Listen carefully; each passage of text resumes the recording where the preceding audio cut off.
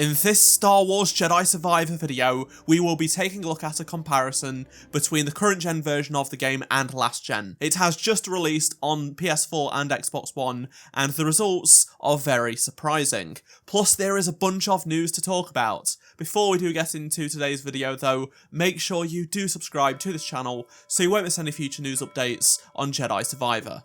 And here's a quick message from my sponsor, Instant Gaming. If you are looking to get Jedi Survivor on last gen, Instant Gaming is the place to go as it is discounted. Check it out using the link in the description.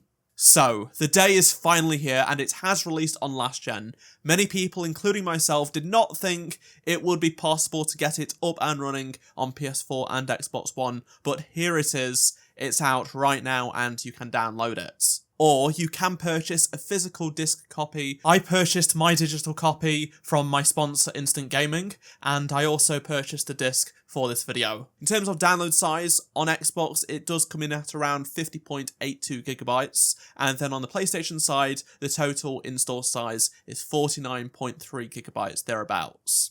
Let's now do the long-awaited comparison between the current gen and last gen versions of Jedi Survivor. Just quickly though, I do want to share with you the resolution and performance targets of the game on each of the 4 last gen machines. So on PS4 Pro it is 1080p 30 frames per second, on Xbox One X it is 1440p at 30 frames per second, PS4 is 900p at 30 frames per second, and Xbox One is 720p 30 frames per second. Now this is pretty much what we expected it would be.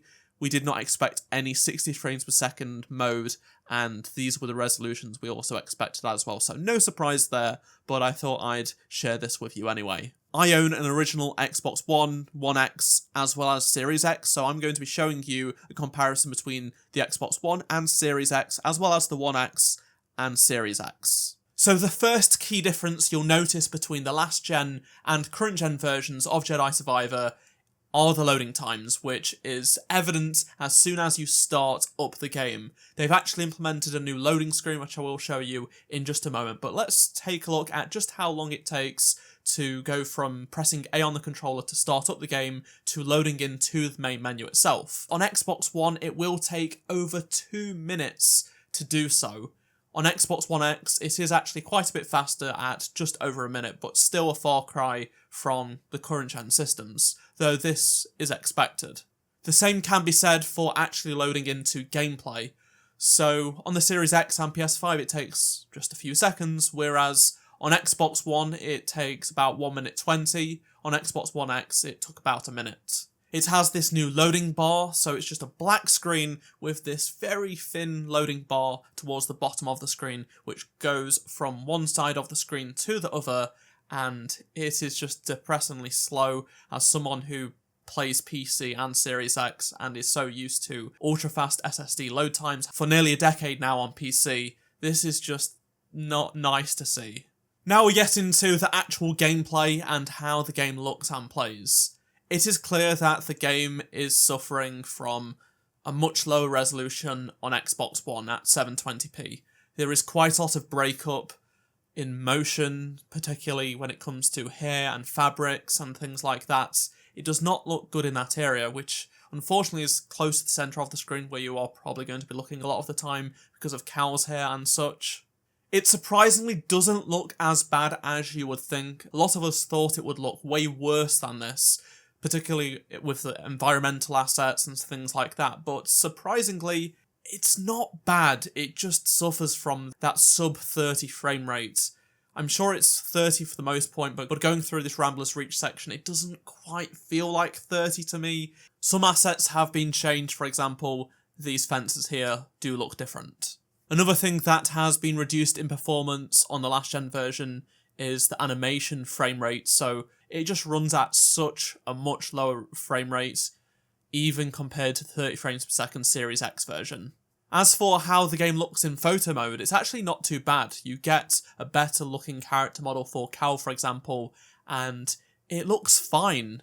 Obviously, this isn't in-game, so that makes sense, but honestly, I think some people will be able to get some real nice shots out of this photo mode. It's cost me money already to make this video, and all of the visual breakup happening just isn't pleasant, but that's coming from someone who isn't used to playing last-gen games anymore. There are obvious graphical cutbacks happening. For example, in the distance, you'll notice that some models don't look nowhere near as good as current-gen, which makes sense. That's a logical cutback to claw back performance here, so no surprises there. What I am noticing is that when you do pan the camera, you will see some assets popping back in where they weren't previously, because the game isn't loading them in for performance reasons, so sometimes you will catch things just popping in at the edge of the screen, plus there seems to be more LOD pop-in, particularly on vegetation and rocks. Also, the light from the lightsaber does cause some visual issues, which you can see here, and the frame rate of the water animation is quite low as well. The resolution bump certainly helps the Xbox One X look a lot better than the base console, that's for sure. There is still some visual breakup, however, it does not seem as bad because it is running at a high resolution, and overall the console is just far more capable in the graphics department than its little brother.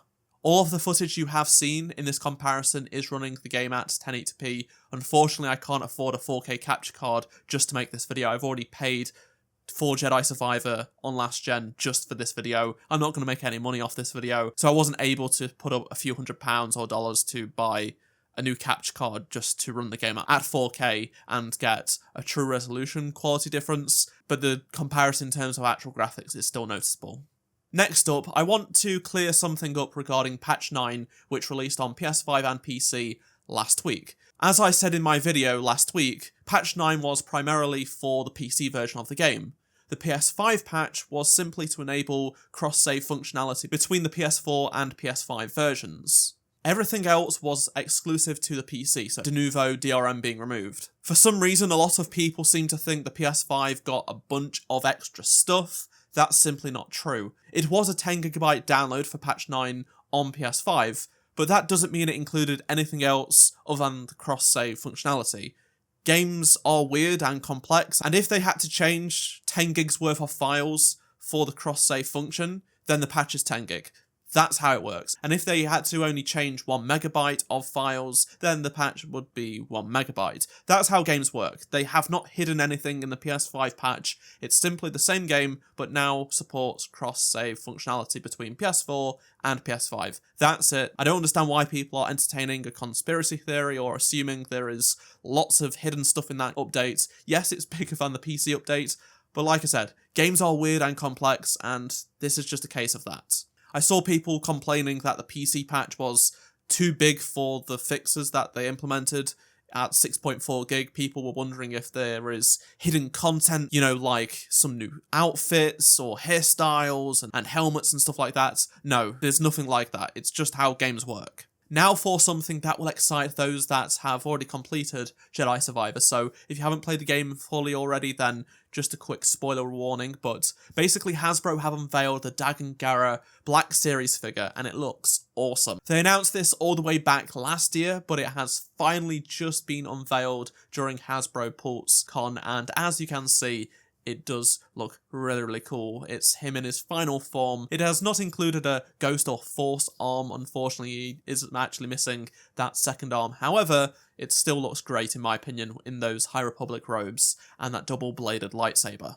Pre-orders will begin on Wednesday the 18th of September at 1 PM Eastern Time. I will be leaving a link down below to where you can actually pre-order it, and you'll help support the channel as well, so I'd appreciate anyone using that link, and it will release spring 2025, so it does come out in about 6 months. There is still no Merrin or Grease figure or Seer, which is really strange to me, especially Merrin, because she is such a fan favourite, and I think would sell very well, probably more so than Dagon. I'm honestly surprised that we have him before we have Merrin. We've already had a bunch of Jedi series figures, so we've had Cal multiple times, the Second Sister, Purge Troopers, droids from the Bedlam Raiders, but none of the other main characters like Merrin or Seer or Grease, which is just weird. I would love to hear your thoughts on anything I've talked about in this video, so please do let me know down in the comment section below, and are you going to be picking up the last gen version of Jedi Survivor? I'd love to hear it, so please do comment, and if you did enjoy this video, please do drop a like to help support the channel, subscribe so you don't miss any future Star Wars Jedi videos, and if you did miss any of my previous videos, click on the playlist on screen right now, and I shall see you in my next video. Goodbye.